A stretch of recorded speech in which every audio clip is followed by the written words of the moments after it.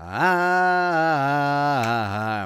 hooked on a feeling. I'm high on believing that you're in love with me. That's right. Your Minnesota Vikings moved to 5-1 on the season with a 24-16 win over the Dolphins down in South Beach. Now, was it pretty? No. Was it very touch and go at times, especially with the offense, especially with Ed Donatell's soft-ass defense? Yes. Yes, it was. But the Vikings, they got it done, and we feel like a broken record since it's been 4 weeks in a row.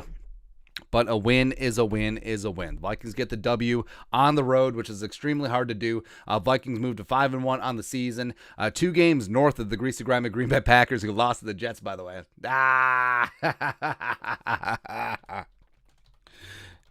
It's hard to win a game in the NFL.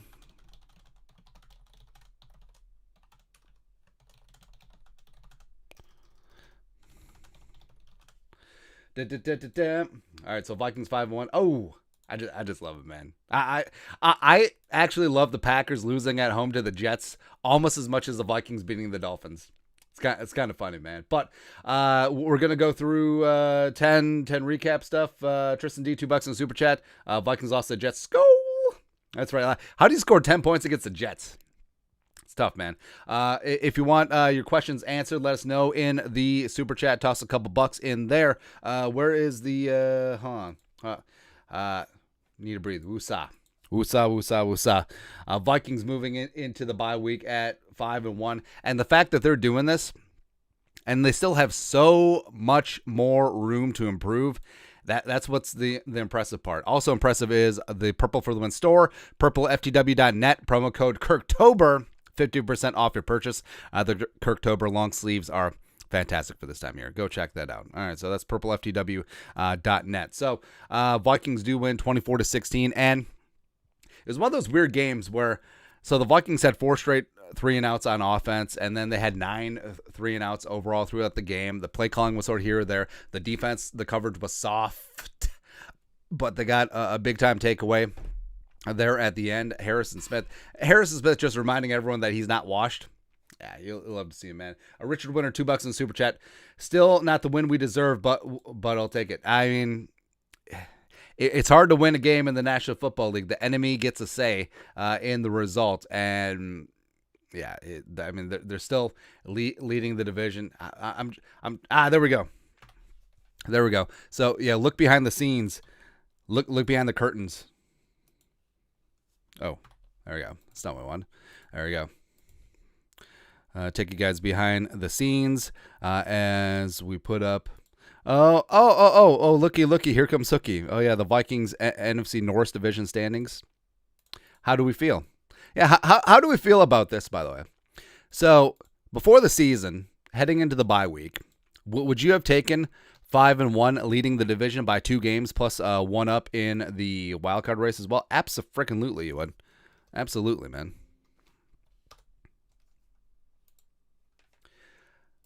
Oh, also, you saw behind the curtain all the various files. What we're looking forward to. Zimmer Packers, Coach of the Year, Asamoah, quarter season awards. That's what we're doing, man. This is how we do.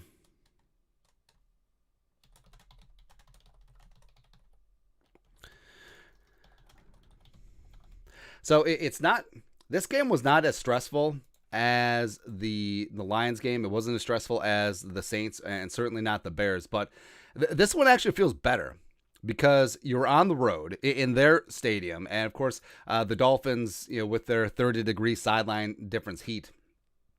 So, and even though they were starting a rookie backup quarterback, like you knew, conspiracy theory time, like even before Thompson effed up his thumb, they were going to find a reason to put Teddy in. They just couldn't start Teddy because of the optics that's been around this team with quarterbacks and concussions over the past month or so, right? So the Vikings getting it done. How do we feel? Well, let us know in the chat how we feel. Jay Seach, $2 in super chat. Patrick P. 7, DC 4 touchdowns. Go, what's right? That's right. Derek Baker, $10 in super chat. We saw the 2021 version of our O-line, but best D-line play in a long time. Yeah, they can't put together a full game. We saw We saw Ed Ingram get burned for a sack, absolutely destroyed, but he made a nice block on Dalvin's touchdown run. Plus, we had Garrett Bradbury reverting. Breece Hall running wild. Love it, man. Daniel Fredericks, $5 in Super Chat. Will the Vikings work out kickers on the bye week? We are leaving a lot of points on the board. They should think about it. Chase Essex, $2 in Super Chat. Kirktoberfest continues. Goal from Moses Lake, Washington. What is up? What is up? What is up? So honestly, how do we feel?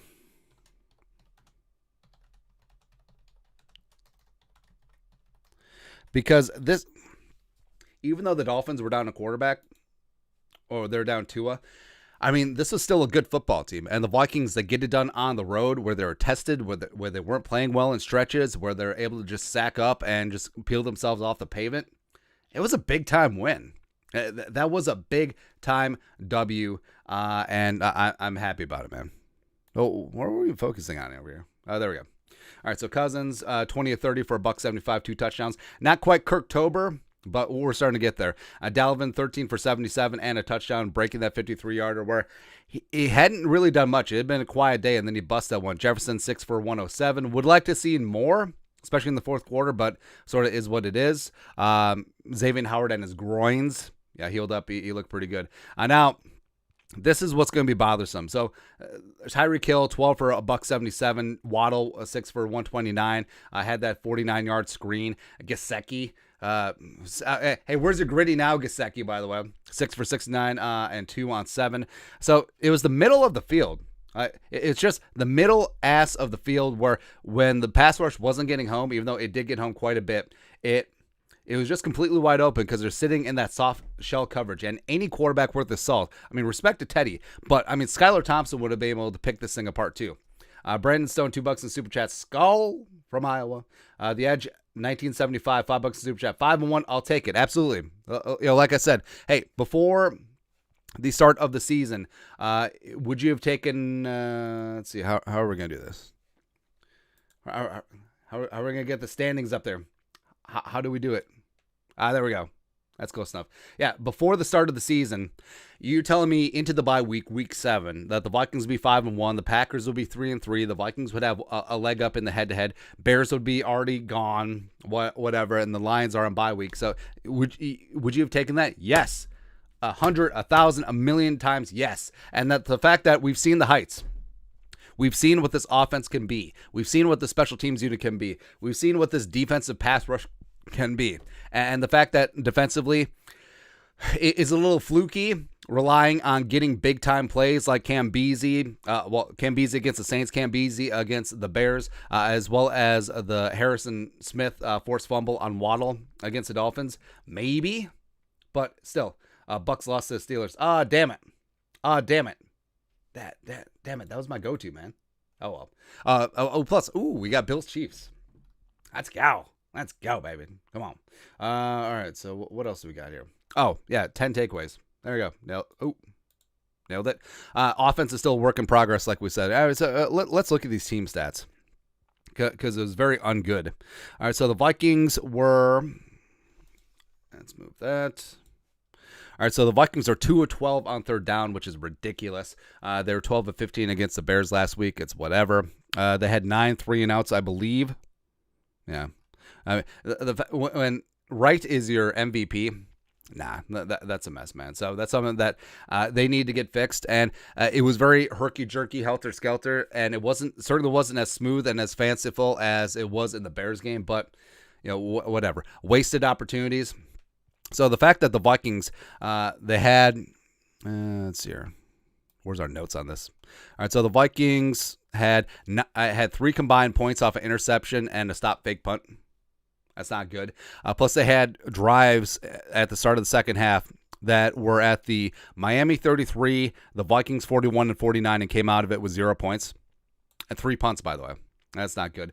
Secondary needs a change where they have so much talent back there. Like you saw with Harrison and Beasley and Bynum, and Beasley is Bynum, and Patrick Peterson really stepping up, and Shondon had his moments, and of course Cameron Dantzler, but they're not allowed to be aggressive as they should be, where they're just sitting back, and if the pass rush doesn't get home with 4, they just get picked apart. Let them play press man across the board the whole time. Cover one safety back there as opposed to two. I know you don't want to give up the big play against Tyreek and Waddle, and they did an okay job of that at times, but death by 1,000 cuts is still death, man. I just don't like it. Just don't like it. Tristan D, $5 in super chat. Yeah, Bucks also Steelers. Derek Baker, $10 in super chat. Metellus had another great game. This year's team was getting way more from his backups than Zimmer's teams. Yeah, Metellus was great in his spot start, filling in for Harrison. He's been a special team superstar the last couple of years. Absolutely. Marcus Squintness, $5 in the super chat. Was I the only one whose heart stopped when Teddy got tripped on a scramble and went down before he got back up? Get bionic knees for Teddy. Nah, he was fine. It did seem like Daniil on his sack of Teddy who just let him down very gently. Maybe it's in the back of his mind, hey, Teddy used to be our guy. Or, the whole rules and emphasis on roughing the passer, that whole stuff. Patrick Jones, second is a future starter. Absolutely. First 2 sacks of his career, and he was getting a consistent pass rush, and he was one of the guys who greatly benefited from the scheme change. Ironically, DJ Wonnum was one of the other ones. DJ missed this game with an illness.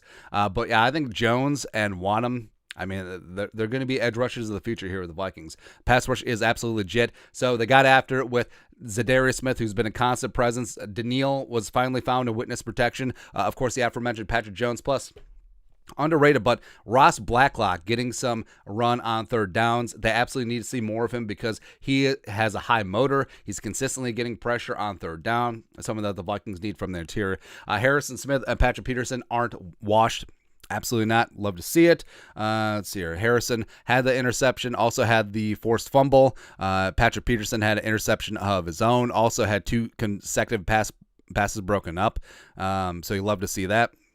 Then you have new guys working in. So, like we said, Ross Blacklock getting involved, as well as Caleb Evans on special teams. Same thing with Brian Asamoah on special teams, as well as defense. Andrew Booth Jr. had a really nice play on the Jalen Reagor punt return to avoid a penalty. So, working these guys in more and more and more are going to make a difference. Also, big plays.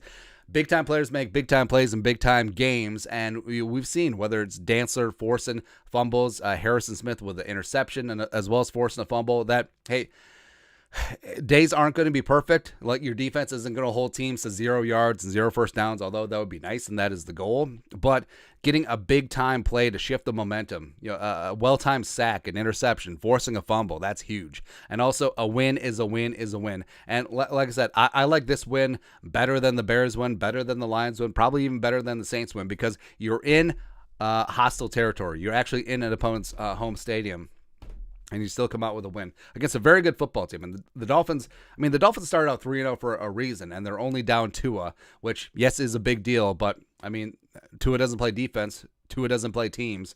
And the Vikings were still able to get it done on Sunday. So, heading into the bye, feeling good. Getting it done at 5-1. Absolutely feeling it. Let's see, we got a couple more super chats. What we got here? What we got? Let's see here. Supercore 98, $2 in super chat. Skull from Wyoming. What is up? Wide open spaces. Magical Minecraft store. It's $2 in super chat. Thank you. Anthony Sebring, $2. Is this our year Super Bowl bound? It's a little bit ahead of ourselves. This team still needs a lot of work, but you're feeling good at 5-1. Go Cowboys tonight, by the way. Woo! The Vice Skin fan. One word, skull. Actually, even if the Cowboys win, they're still 5-1. Whatever. Derek Baker, $10 in super chat. Number 1, will the success of Jones II and Wonnum except this week mean Hunter gets traded during the bye week? Probably not, but I could see them not retaining Daniil during this offseason. Potentially trading him. There you go. All right, so that's it. That's the quick post-game show. Keep it tuned. We're going to do winners and losers from Vikings 24, Dolphins 16. You guys are the best. Check out the Purple for the Win store. Producer Allie, rockstar, worked really hard at it. Kirktober, promo code Kirktober, 15% off your purchase. The link is down below, or purpleftw.net. Go check that out. But we'll keep it